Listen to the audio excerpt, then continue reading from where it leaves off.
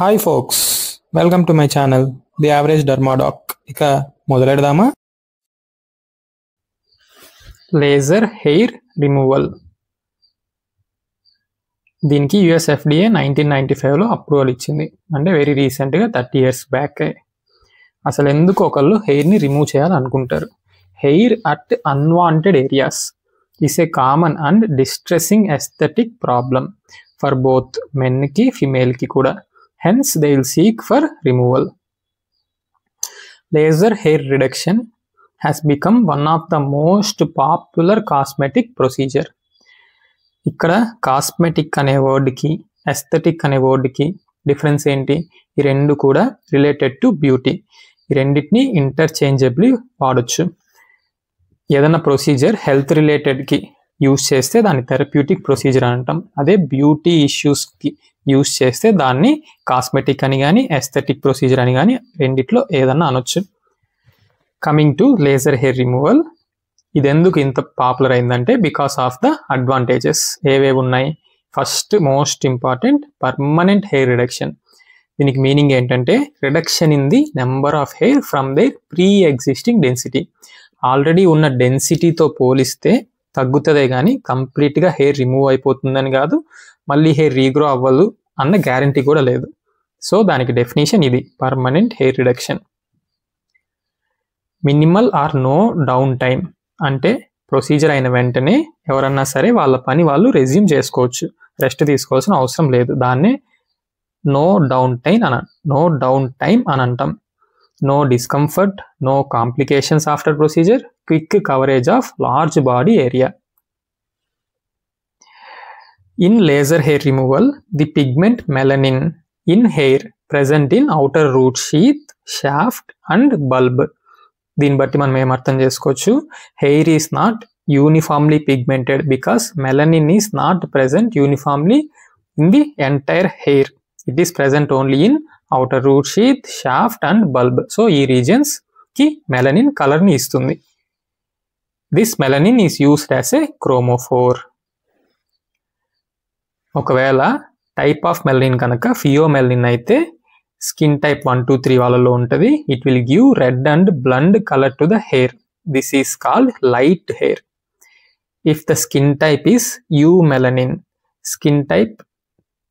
if the type of melanin is eumelanin, skin type 4 to 6 వాళ్ళలో చూస్తాం, it will give black to brown color to the hair.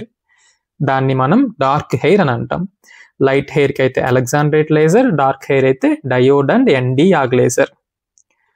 For laser hair removal AD and ND లేజర్ని వాడుతాం అని గుర్తుపెట్టుకోండి. AD for alexandrite diode, ND for ND YAG.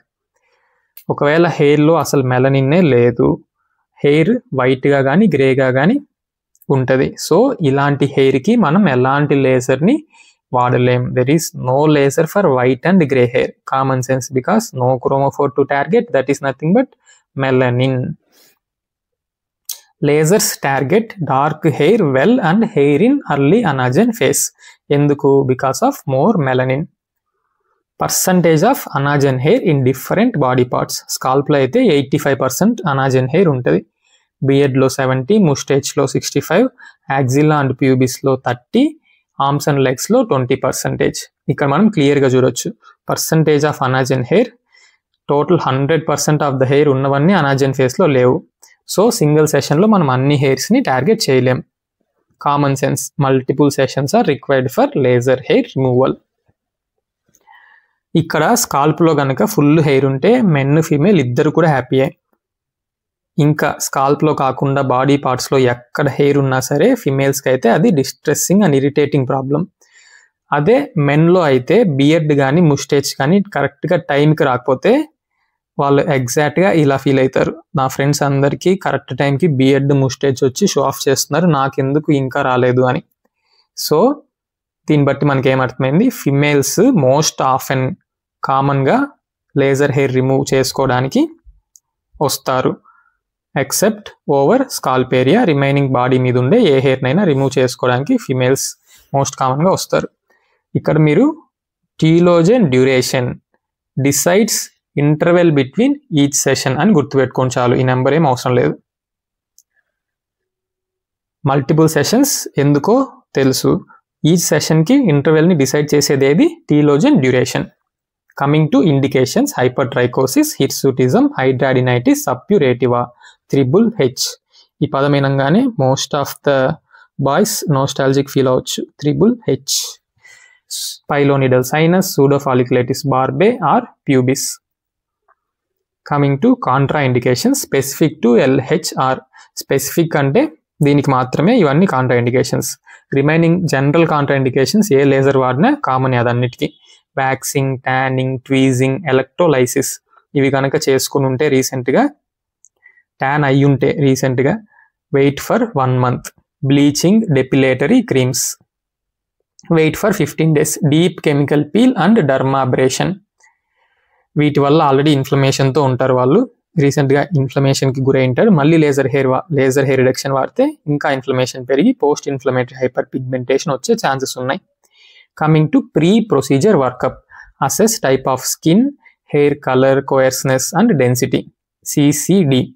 అదే laser tattoo రిమూవర్లో TAD అని గుర్తుపెట్టుకోమని చెప్పాను. Amount of ink, type of ink, depth of ink. ఇక్కడ colour, coarseness and density of hair. Remaining అన్ని సేమ్. ఏ లేజర్ ప్రొసీజర్కి అయినా మెడికల్ హిస్టరీ తీసుకోవాలి, న్యూప్లాన్స్ ఏమైనా ఉన్నాయి, మెయిన్గా మెలనోమా ఏమైనా ఉందా రూల్ అవుట్ చేసుకోవాలి, ప్రయర్ లేజర్ ట్రీట్మెంట్ తీసుకుంటే దాని రెస్పాన్స్ ఎలా ఉంది, return informed consent, photographs, history of హర్పిస్ ఉంటే, ప్రొఫైలాక్టిక్ అసైక్లోవీర్.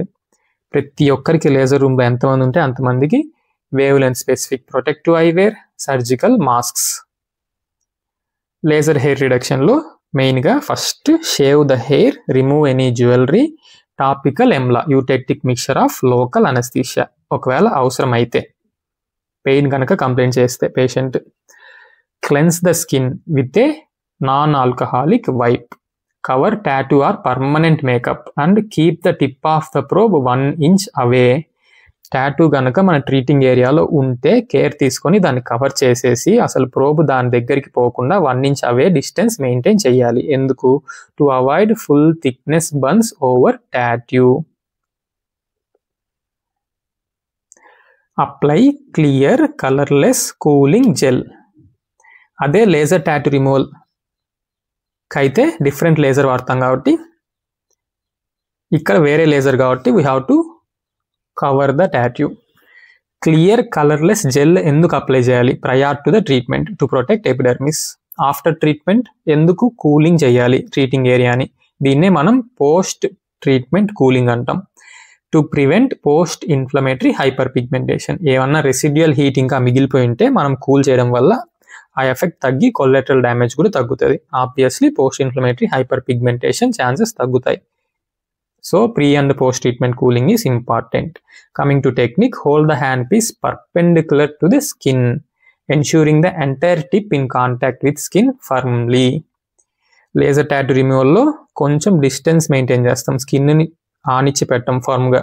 ఇక్కడ కాంటాక్ట్లో ఉండాలి.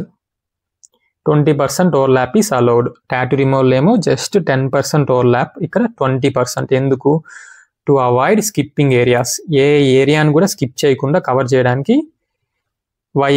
ఇఫ్ అట్ ఆల్ మనం గనక మిస్ చేస్తే ఏదైనా ఏరియాని, which will lead to stripes of hair regrowth 1 to 2 weeks later. Miss చేసిన ఏరియాలో హెయిర్ రీగ్రో అయ్యే ఛాన్స్ ఉన్నాయి. Perform single pulse first. This is nothing but test spot. Already laser tattoo రిమూవల్లో చెప్పాను, మనం ఒక ఏరియాని సెలెక్ట్ చేసుకొని అక్కడ పల్స్ ఇచ్చి will look for clinical end points. Singed hair కానీ, సింజ్డ్ హెయిర్ స్మెల్ కానీ, hair extrusion, that is nothing but hair coming out of the follicle. ఈ హెయిర్ ఎక్స్ట్రూషన్ ప్రొసీజర్ అయ్యాక 1 to 2 weeks వరకు కూడా ఉండొచ్చు. ఎరిథిమా ఆర్ పెరిఫాలిక్యులర్ ఎరిథిమా, ఇవన్నీ క్లినికల్ ఎండ్ పాయింట్స్ కనుక రాకపోతే దాని మీనింగ్ మనం ఇంకా ఎక్కువ ఫ్లూయెన్సీని పెంచాలి అని. సో ఇలా మనం ఎంత లేజర్ పారామీటర్స్ ఆప్టిమల్ ఏది అది సెలెక్ట్ చేసుకోవడానికి పనికొస్తుంది. Single pulse or test spot. ఇలా ఆప్టిమమ్ లేజర్ పారామీటర్స్ తెలుసుకున్న తర్వాత ఎంటైర్ ఏరియాని ట్రీట్ చేసుకోవచ్చు. Selecting laser parameters are of paramount importance for a successful treatment. ఒకవేళ అగ్రెసివ్ లేజర్ పారామీటర్స్ కనుక సెలెక్ట్ చేసేసుకుంటే ఫస్టే టెస్ట్ స్పాట్, సింగిల్ పల్స్ ఇచ్చి క్లినికల్ ఎండ్ పాయింట్స్ చూడకుండా హై ఫ్లూయెన్సీ పెట్టేసుకుంటే It may lead to undesirable endpoints like graying, whitening and blistering. Laser అనేది light energy, ఎక్కువ పెడితే ఆబ్వియస్గా బ్లిస్టర్స్ వచ్చే ఛాన్స్ ఉంది. సో ఏ లేజర్ అయినా స్టార్టింగ్ మనం తక్కువ ఫ్రీక్వెన్సీ పెట్టుకోవాలి, టెస్ట్ స్పాట్లో టెస్ట్ చేసుకొని ఆప్టిమమ్ పారామీటర్స్ ఏవో కనుక్కొని రిమైనింగ్ ఎంటైర్ ట్రీట్మెంట్ ఏరియాకి ప్రొసీడ్ అవ్వాలి. 3 మెయిన్ పారామీటర్స్ ఏవి లేజర్ హెయిర్ రిడక్షన్లో? ఇక్కడ స్టార్ మార్క్ చేశాను చూడండి. Pulse width, fluency, wave length. Light hair అయితే ఫ్లూయెన్స్ హై పెట్టుకుంటాం, డార్క్ అయితే లో పెట్టుకుంటాం. ఈ జస్ట్ ఒక పాయింట్ గుర్తుపెట్టుకుంటే ఈ ఎంటైర్ టేబుల్ ఈజీగా వచ్చేస్తుంది.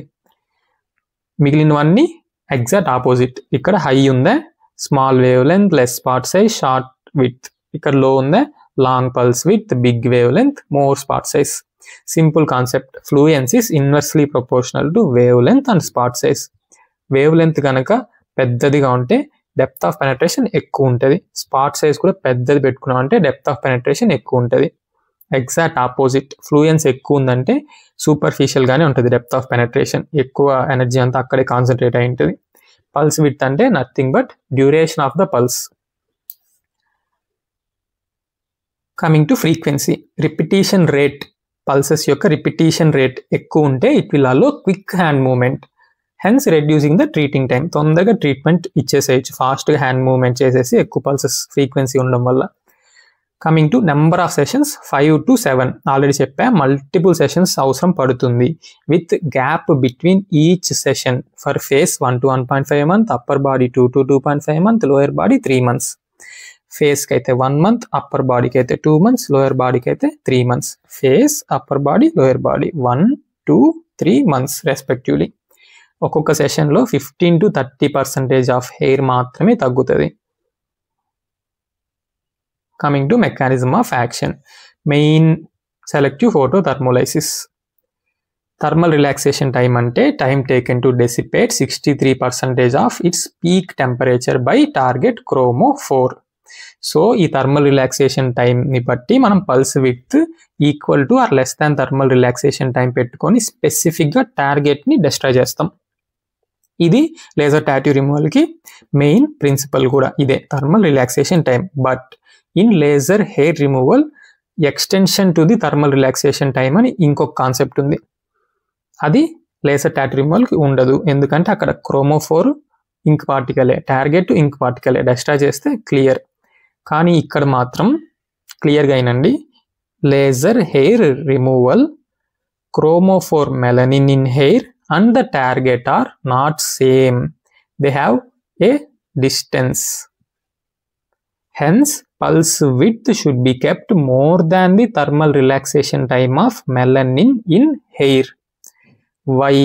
To allow heat diffusion towards the non-pigmented stem cells in the bulge, which is the actual target. అర్థమైందే? టార్గెట్ క్రోమో 4 వచ్చేసి మెలనిన్. మెలనిన్ హెయిర్ మొత్తం యూనిఫామ్గా డిస్ట్రిబ్యూట్ అయి ఉండదు. సో మనం మెలనిన్ని థర్మల్ డిస్ట్రక్షన్ చేసి థర్మల్ రిలాక్సేషన్ టైంని పెంచితే మెలనిన్కే కాకుండా ఆ హీట్ డిఫ్యూజ్ అయ్యి మన యాక్చువల్ టార్గెట్ హెయిర్ మొత్తం డిఫ్యూజ్ అవుతుంది. సో హెయిర్ మొత్తాన్ని డిస్ట్రాయ్ చేయొచ్చు. అలా చేయాలంటే మనం ఏం చేయాలి? థర్మల్ రిలాక్సేషన్ టైం కంటే ఎక్కువ పెట్టాలి పల్స్ విడ్త్ని. ఈ కాన్సెప్ట్కి పేరే thermal damage time. Time taken by the whole target, both the chromo 4 and the hair follicle actual target, to reduce its temperature by 63%. It states that thermal destruction of target present at a distance from the chromo 4 melanin can be achieved by heat diffusion towards the actual target from the chromo 4 melanin to non-pigmented stem cells in the bulge. It is proposed as an extended theory of selective photothermolysis. Selective chromo 4 కంటే heat extend అయ్యి actual target వైపు వెళ్తుంది. So ఈ thermal relaxation టైంకి extended theory of selective photothermolysis for non-uniformly pigmented targets like hair.